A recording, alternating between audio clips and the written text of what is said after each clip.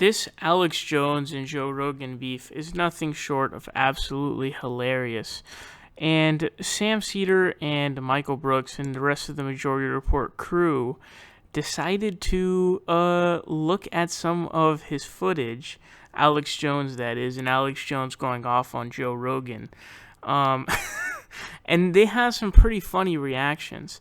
So I want to show you guys, with them and what they say, and then I want to come back and talk about what Alex Jones said in those clips, because I just personally believe that this is absolutely hilarious. I mean, both the beef and this video, because the video part that they're responding to is actually one that I haven't really seen, and it's pretty hilarious. And I've come to a couple of conclusions that I'm going to explain to you guys once we come back. But first, I want you guys to go check this out. Joe? Yeah, I don't act like a tough guy all day. I do the war. You understand? So, do the war. So, the threats don't matter to me. I'll still be your friend. Joe, I'll never talk to you again. I'll never come on your show again. I'm going to destroy you. I understand it now. I'm going to get you. What? I'm coming for you. You understand that? What do you think I am? What do you think I do? You're very foolish. Pause it for 1 second. Who does Alex Jones think he is? What does Alex Jones think he does? I am Batman. I'm Hulk Hogan, Batman. I'm trying to expand body positivity by introducing the notion that someone with my physical type can play the Cape Crusader. All right. Excuse me. I'm having an asthma attack. This is completely impromptu. Completely impromptu. The amphetamine supplements I'm taking are actually causing an acute pain in my abdomen. But what is it that Alex Jones thinks he? I mean, I'm curious. Like, if Joe Rogan doesn't know who Alex Jones is and what he does, I think Jones gets into his credibility, the credibility of these threats. Oh, okay. All right, let's listen. I want to see. He's an info warrior, okay? You gotta let him spell things out. So you've chosen your bed. Sleep in it. Don't give me any more pleasantries. I want war. Should be lying it. Give me your attacks. Everything. Should be lying. Lie in your bed. Now you understand the shape of things. That's good that you understand those. Now you understand. I'll get my hands politically around your neck. Pause it. I love how careful he has to be now. Right? Like he's being very sued. Sound legal advice. I am completely out of control, but I will politically. I'm speaking in metaphors now, explicitly, because there's no litigation opportunities here. Will destroy politically around your neck. Metaphorically, I'm gonna strangle you from a metaphorical standpoint, not like a political way. Go ahead. On your neck, and all your tough guy crap's gonna end real quick. Because we've taken down Hillary, and we've taken down the globalist, and we're gonna take down Soros. And we're going to take you down. Because God... Nevertheless, I still can't quite figure out which camera we're on here. Okay, go ahead. Down. Because God wants purity. God wants things hot and cold, not lukewarm. God wants me to wage war. God told me, destroy Joe Rogan. Yes, sir, Jesus, I will do it. No more games. War. Ah! The real thing! Not the world. How long until political commentary shows just merge with pro wrestling? Well, I think this already happened. He's ahead of the curve on that. I love the idea that God is like, Joe Rogan. Yeah, that's what we got to do. I've been looking at the podcast rankings on iTunes, and I think it's time. I want you to destroy that Joe guy's Rogan. getting. Dude, that was absolutely hilarious. So first of all, Alex Jones says he won't talk to Joe Rogan anymore.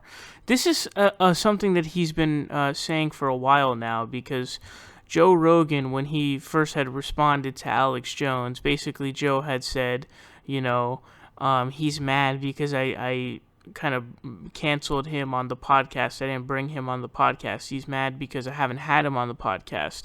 And that really, really triggered Alex Jones, because Alex is now, he's saying, oh, no, you fucking idiot, that's not the reason why. The reason is because you've been, on your show saying, quote unquote, George Soros talking points, reading those on air or whatever, which is obviously stupid and doesn't make any sense. But I still find that, I still honestly find that to be quite hilarious, to say the least. But, that is something he's going to continue to say, because he's trying to defend himself from the accusation that basically he doesn't like Joe anymore because he won't have him on his podcast, because that makes him look like a man-child. And then we start to get to I've come to some conclusions from watching that. So, first of all, he says, I'm going to politically put my arms around your neck, which is a phrase that makes zero sense whatsoever. You literally have to be a psychopath of some sort to even, jumble those words together. But I've come to conflicting conclusions here, because after you watch that clip, it's super obvious that he's playing a character, okay? Because that one was clearly exaggerated enough, for the purpose of, his character and sort of playing for his character. So it's sort of like, it's obvious that he's playing a character there. He adds that extra scream, and he starts, throwing shit in there to make it seem more exaggerated and more just, emphasizing it. He's trying to play a character. But the conflict in terms of conclusions comes in when you start talking about the fact that, the shit that he's saying is legitimate, lunacy. Nothing short of lunacy at that, okay? It's serious, maniacal shit. So he's had to do this multiple times, and I remember seeing a clip that Kyle covered, and I think it was when he was with Gavin McInnes. But he says, I'm ready to start killing people, and he has to throw in not literally in there, because it's like, dude, that's a pretty freaking serious statement to make, right?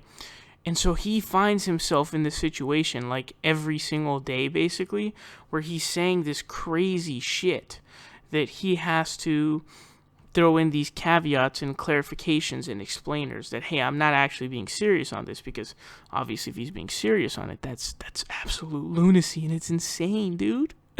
And so what is politically putting putting your arms around someone's neck? That's like, dude, to assemble those words into a statement, you have to be a legitimate psychopath, because you're talking about combining the attempting of taking down someone's career with physical, whether it be, massive wounding or just straight up killing, because you're talking about strangling someone, that's why you would put your arms around someone's neck, is to strangle them, right?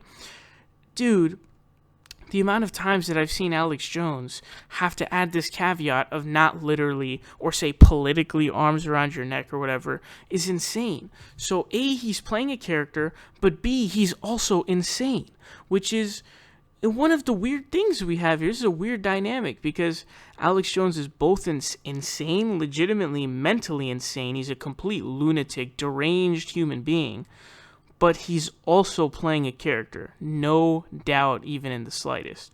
And then, he puts Joe Rogan at the top of his list in terms of who he's trying to take down. He says, we took down the globalists, and then he says we're taking down George Soros, and it's like, but I thought you just said you took down the globalists. Like, you can't be going out. You can't say that you're taking down the globalists and you're still taking out George Soros. It's either one, it's either or, it can't be both, because George Soros in your mind is a quote-unquote globalist. I'm just steelmanning here. I'm not even making the assertion that he's a quote-unquote globalist or whatever. But steelmanning Alex Jones, in his mind, George Soros is a globalist. So it's one or the other. And then I think it was Michael or Sam who pointed out that, like, wow, I can't believe that Joe Rogan is at the top of your list now. Like, how do you overtake George Soros? I mean, especially when you're talking about the guy, the accusation that's being levied against Joe Rogan in the first place, which caused this entire beef, is that, Joe Rogan's reading George Soros talking points on his podcast and on air. But it's like, okay, so the person reading the talking points has now usurped the person giving the talking points.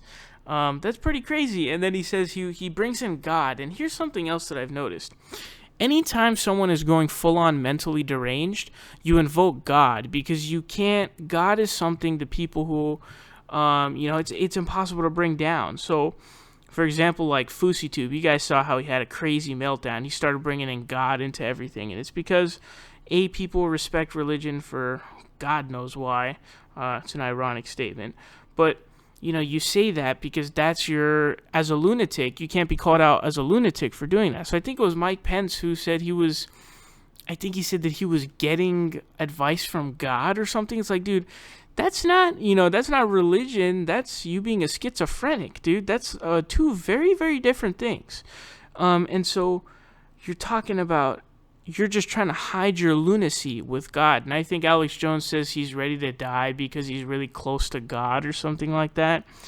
No, you're not. Shut up, dude. That doesn't make any sense. You're trying to cover your lunacy with more lunacy that can't be proven, and that's the reason why you invoke it, because, who's going to go after your invocation of God? No one, because, they believe in it too, and they think it's sacred or whatever, dumb crap like that. But I genuinely found this segment that Salmon and Michael did and the rest of the Majority Report crew hilarious. Let me know your thoughts on Alex down below. Is he an actor? Is he mentally insane? Or is it both? Because I personally am in the camp of Alex Jones is both.